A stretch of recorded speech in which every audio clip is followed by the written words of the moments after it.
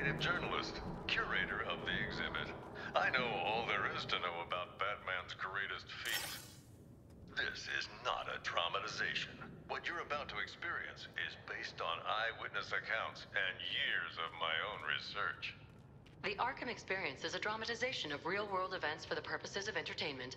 All events and individuals within this exhibit are professional reenactments by actors. This exhibit is in no way linked to or authorized by Bruce Wayne or any member of the Wayne estate.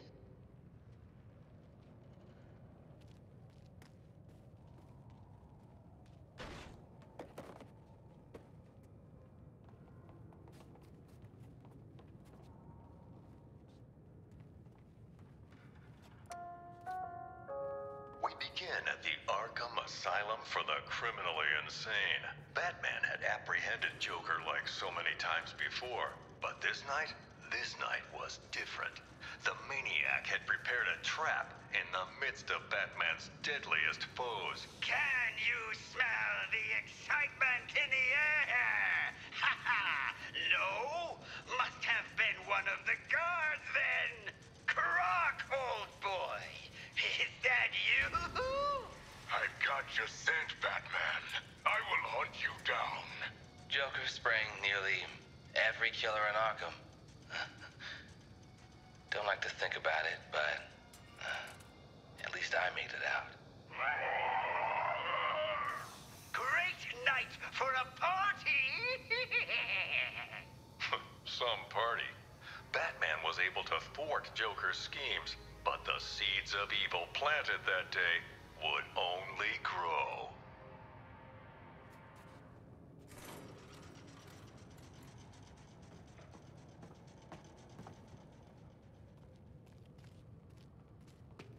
As a last resort, Joker used his own experimental Titan mixture. The super serum warped his body to match his twisted mind. But it wasn't enough to defeat Batman. I can't even say that's the most messed up thing he did. The strong man Bane was secretly imprisoned and experimented on in Arkham's depths to create a powerful new strength serum, Titan.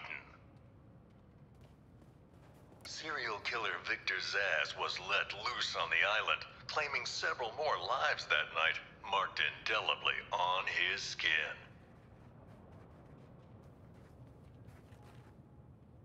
Harley Quinn, once a promising young psychiatrist, she returned to the asylum to terrorize it as Joker's sidekick. Every gal has a phase they regret. Maybe mine happened to get me consecutive life sentences.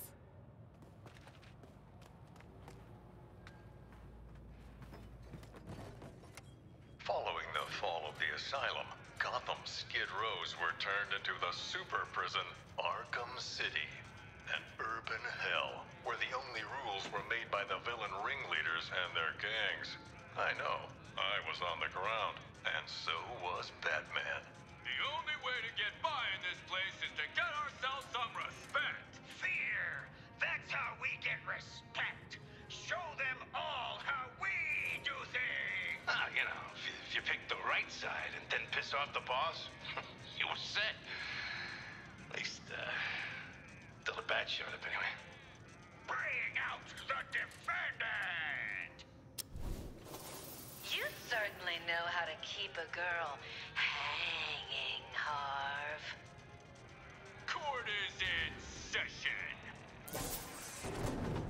Grab him and cut him in two! Batman cleaned out Arkham City. Two-Face, Penguin, Ra's al Ghul, even the Joker. Batman's nemesis died poisoned by his own chemical compound. A tragic irony.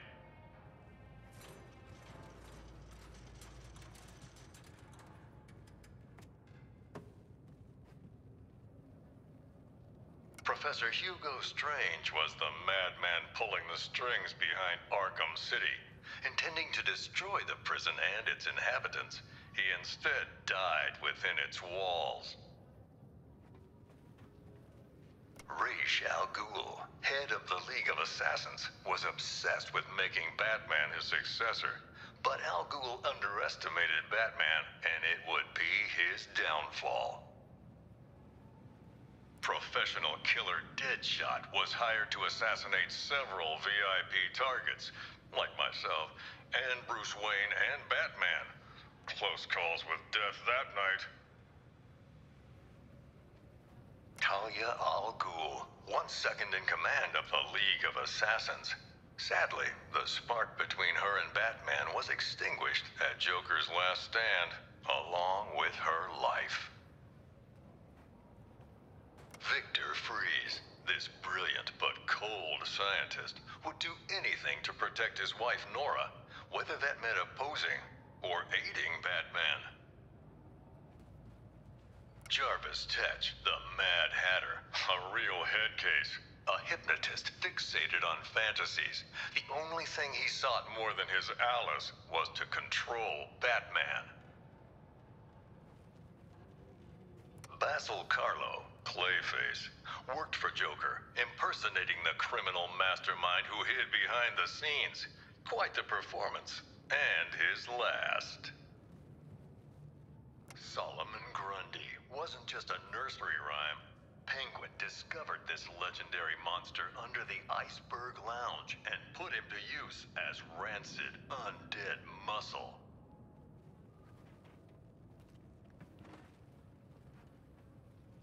Batman and Joker's rivalry finally ended in Arkham City. I don't doubt Batman would have saved the maniac if he could, but the Titan poison ensured this was Joker's last laugh. I compartmentalized all this in a box, in another box, in a fridge, in a junkyard.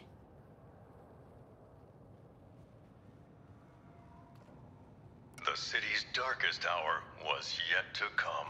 Gathering Batman's remaining foes into an unholy alliance, the crazed Scarecrow plunged Gotham into a waking nightmare. Welcome to Gotham, the city of fear. You thought me gone, didn't you, Batman? Lost in the waters beneath Arkham.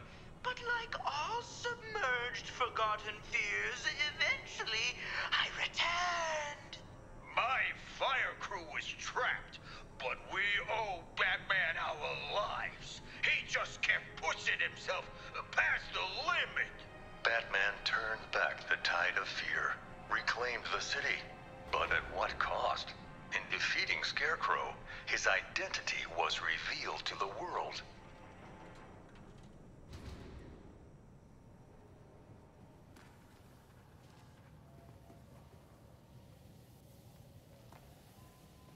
The pyromaniac Garfield Lynns thought he could indulge in the chaos, striking not just Gotham's buildings, but the fire departments protecting them.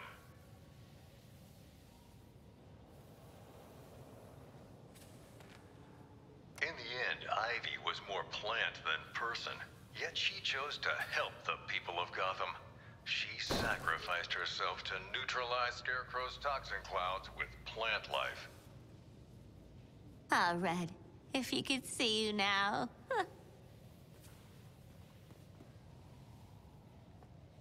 Who was the Arkham Knight? The mysterious figure seemed to aid Scarecrow, but vanished after his defeat.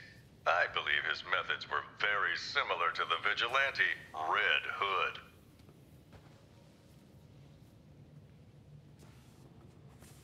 As always, Edward Nygma forced Batman to participate in his riddles, even capturing Batman's sometime ally Catwoman as incentive.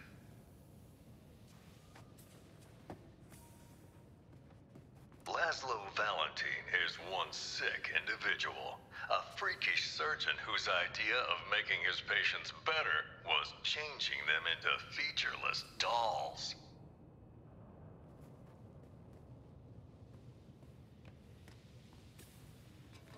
Arms dealer, gang leader, the sadistic kingpin Oswald Cobblepot, better known as Penguin, flooded lawless Gotham and Blackgate with weapons. I personally investigated Deacon Blackfire, a cult leader who thought human blood made him immortal.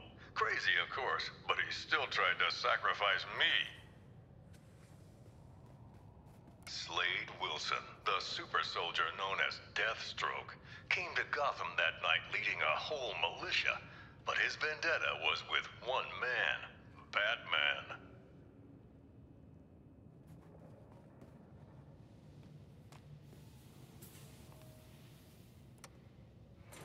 Bruce Wayne's apparent death sent shockwaves through Gotham City. It seemed unbelievable. Impossible. Batman's legacy would live on in many ways, including persistent underworld rumors of an even more fearsome vigilante. The Demon Bat, terror of Gotham's criminals. But let me ask you, would the events you've witnessed not drive any man to a place of darkness?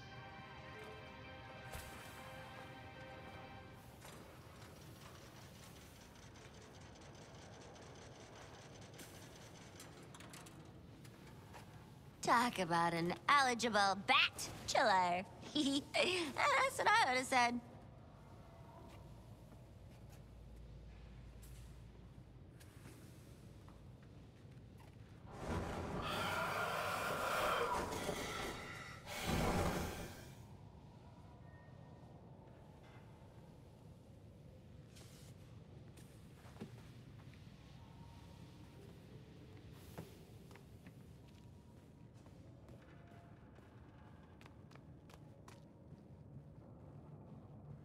Several years after faking his death, Bruce Wayne finally returned, drawn back to the light by the metahuman superheroes from Metropolis.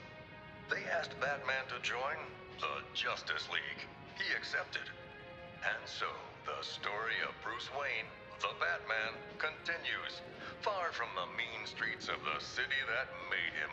I'm Jack Ryder. Thanks for taking this journey with me.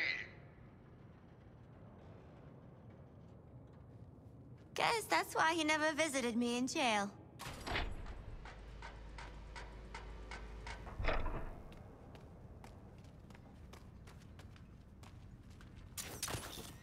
Going, going! Hey guys, I love hands-on learning, but it's more fun when it's group work.